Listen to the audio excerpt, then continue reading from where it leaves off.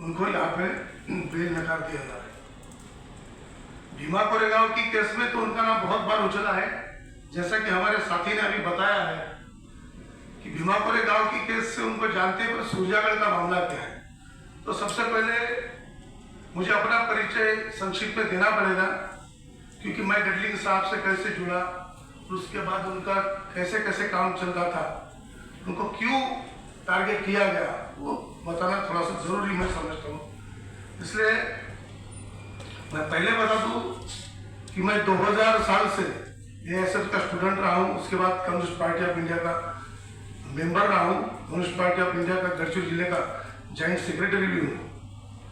सन 2005 से गडलिंग साहब के साथ हमारी जान पहचान बनी।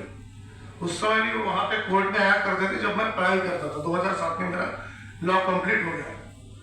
तो उस समय जिस इशू को हम लेके चलते थे, सीपीआई इशू को लेके चल रहा था, वही सेम इशू पे, मतलब संविधान की रक्षा, जनता के हितों अधिकारों की रक्षा, जनता को हुए दमन के खिलाफ आंदोलन करना, आंदोलन में सहभागी होना और जनता पे लादे गए केसेस के खिलाफ मुखरता से खड़े होकर लड़ना, यही गडलिंग साहब का काम था। वो मूलतः लोग उनके बारे में कुछ बोलते हैं, उनको अभी सरकार बोल रही कि नक्सलवादी थे, नक्सल के समर्थक थे, और एक्चुअल में अम्बेडकर राइट थे, अम्बेडकर थे।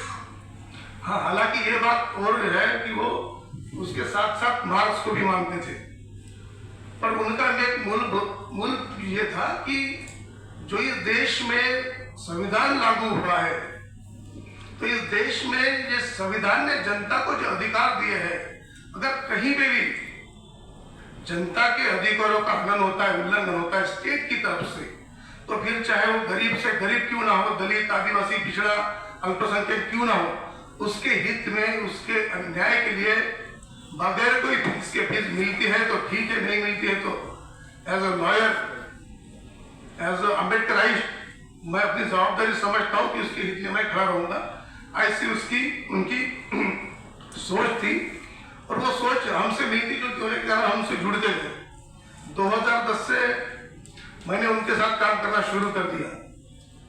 तो 2010 तक बहुत सारे केसेस में जो आदिवासी थे, दलित थे, जिनको नक्सल के नाम पे अरेस्ट किया गया, कई सालों तक अनेक केसेस लगाए, एक नहीं, एक आदमी के ऊपर 50 भी केसेस लगाए।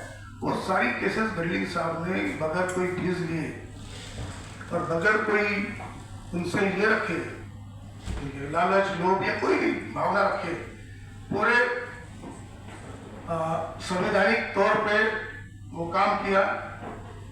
और ये सब करते करते क्या हुआ था, हम जब ट्रायल चलाते थे केस में उनके साथ में, तो इस तरीके से गडलिंग साहब का पेश आना था कि सरकार या पुलिस वाले डर जाते थे, घबरा जाते थे, उनके किले उड़ा देते थे, जब भी हंसने लगता था कि ये क्या केस आपने लोग लेके आए। तो सरकार का बहुत बार उसमें अपमान होता था। ऐसे में कई बार सरकार की तरफ से गडलिंग साहब को धमकियां भी मिली है। जैसा कि मैं आपको बताना चाहूंगा कि एक केस था उनका,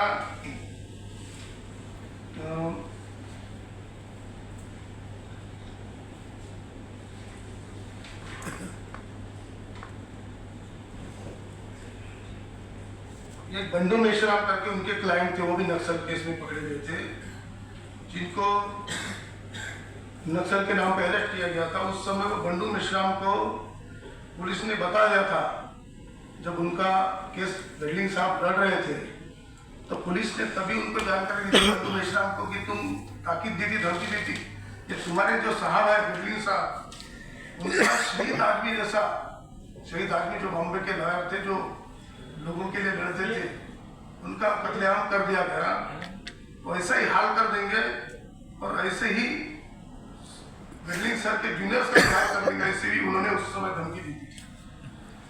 उसके बाद जब